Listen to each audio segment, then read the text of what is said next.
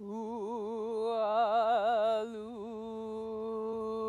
kini kini ka hua o hia le hua mai o a o lono nui a ke a hali hali e ke makani hi I po I mahana o kane hoa o honua mea ua ua mole ua mo hala ela o ka apapane, o ka mamo, o ka nuku I, o ka ahi, maili hiki lalo ai, hiki luna e vai o ne I hai ki mokula, ui e ke a e leo no I. Ah. Beautiful. So that, my friends, is how we enter the sacred space of the forest, the Kauai Tree Sanctuary here. Wrap up, protect from the sun, and say hello to the day. This is a beautiful old tree who is serving to hold my phone. Mahalo nui loa, great big thanks. And we have Mauna Kea. Doo-doo-doo. Aloha, my kako. So, you got to hear a little bit of my chant. I am here on International Moonshot Day, and I am thinking of all my moonshots. All of those extraordinary somethings that wouldn't otherwise happen. And the extraordinary something right now is that I'm out walking around because I could easily succumb to the I'm so tired voice from the late night computer work. Oh, look at this one. Lovely. But I'm not. My dear friend Mary, oh my gosh, project manager extraordinaire, saw the pinch on my face. I hopped on the computer before I even brushed my teeth, folks. Like, that's a new bottom for me. I'm so good about keeping the screens out of my room, wearing my blue blocker glasses at night. And here's the thing, when we're in a push, the moonshot, that declaration of what by when, I was getting the moonshot magic playbook done for you because you matter and your relationships matter. And I really wanted a companion guide to go out with my moonshot book. So we worked, and my dear tribe, my dear team, Mary reminded me this morning, you're locked up, you're in that pinch. I was on the computer, I was trying to figure out the links, trying to figure out the website. Way out of my zone of genius, folks. My moonshot declaration was to get this done by receiving support. This is completely new for me. Usually I put so much weight on my shoulders, I get bent out of shape, I get to a point where I can't do it. I collapse and then I get rescued. I don't need to do that anymore. You don't need to do that anymore. Where in your life do you collapse and then need rescue because of overgiving? Where in your life do you entertain that voice? I'm too sensitive. Folks, I've been saying that for so long about my computer use and social media use. I was a closet Luddite, and by that I mean I didn't get on this stuff. I avoided it for so long, and now I'm building a business, a platform, an international scope, a global reach of sharing moonshot, sharing magic, sharing the extraordinary beauty and capacity of peaceful paradise in everyday living through the arc of connection. These are my moonshots, the arc of connection. If you haven't heard me talk about it by now, I wish I had a rainbow to show you, but I don't.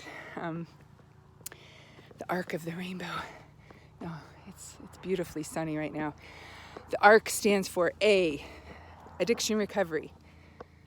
25 years sober from alcoholism tomorrow. Whoop, whoop. R, relational health. Committed, loving, monogamous, mysterious relationship unfolding with my beloved Mark. Living in the grand Ohana experiment with our boys and his parents. And you know, the moonshot right now is I didn't get wrapped up in the story this morning of my father-in-law not celebrating International Moonshot Day with me, not acknowledging it because he didn't think of it.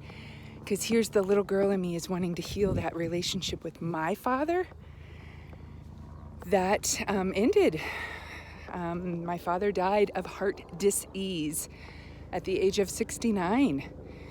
He had a heart attack. He had had a number of heart attacks. He had a lot of trouble absorbing the sweetness around him. That's one of our tour helicopter blasts going over. So I will pause for a moment and just say my moonshot is inspired by my father. Those of you who've read my book, Moonshot, Aim High, Dive Deep, Live an Extraordinary Life, you'll see in the introduction, the dedication, it's to my father. My father was a poet, he was a philosopher, he was a lover of life. He taught me to enjoy trees and bees and birds and beauty and sunrise at the beach and so many things, and yet he had this inner torment, this personal, I'm going to go ahead and say the word, dictator, that kept him in a state of lack energy. And in this place, oh, my heart just, it hurts when I think of him, but listen to the birdsong. I hope you can hear it. I'm going to take you closer to it. Let's go. My dear father is the catalyst for my desire for relational health. He loved me dearly. He showed me he loved me through money. And I didn't understand that because they got divorced and he wasn't around. I wanted to be with him. I didn't want a credit card and a trip to the shopping mall to get a new outfit. Although in my teens, sure, that was great. But I realized there was a spiritual hunger that I wanted. And I think he wanted that too. The relationship between the parents is the playground of the child. One of my favorite quotes, and I'm sorry I don't remember who said that. And the other is, the unlived life of the parent has the greatest impact on the child. That is Carl Jung. And I know that my father wanted to sail around the world.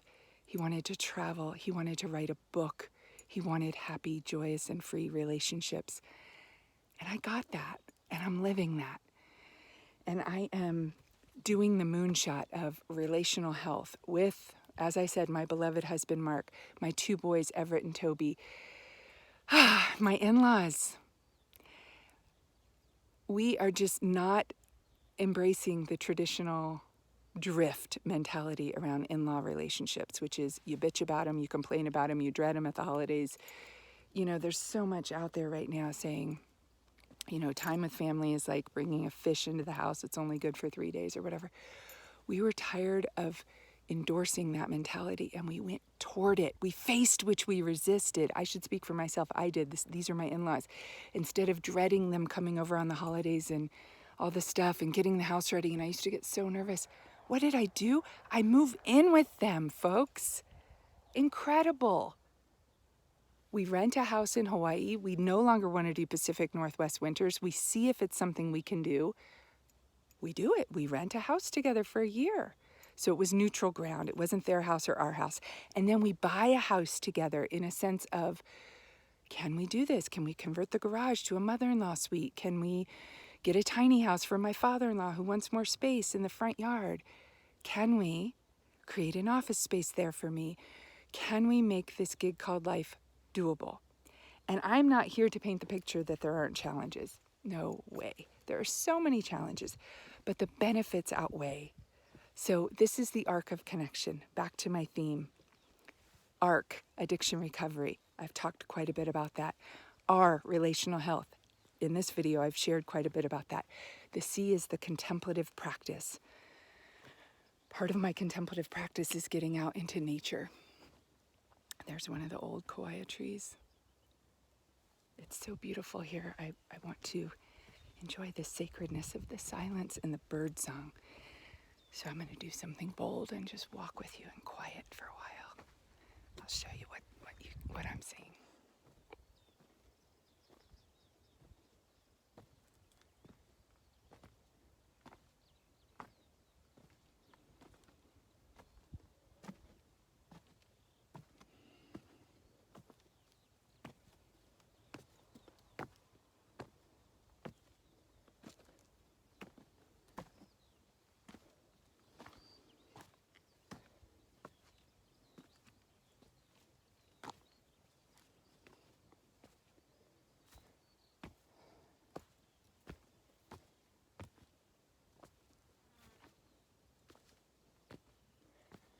hear the bees buzzing. I hope you can too. I believe that everything has a soul. These rocks, these pohaku. Oh, so much to say. And I'm going to introduce you to one here. The angels and ancestors that light up the way. Isn't this wild? There's pokey pokes. Here we go. Hello. This is the mouth. So I'm letting my freak flag fly because I don't care anymore. I love connecting in with this old rock.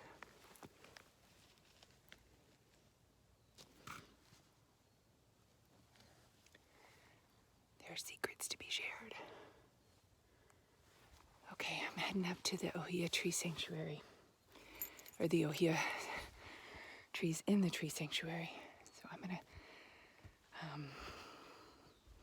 pop off social media for a bit, or this video, and I'll pick back up there. Aloha.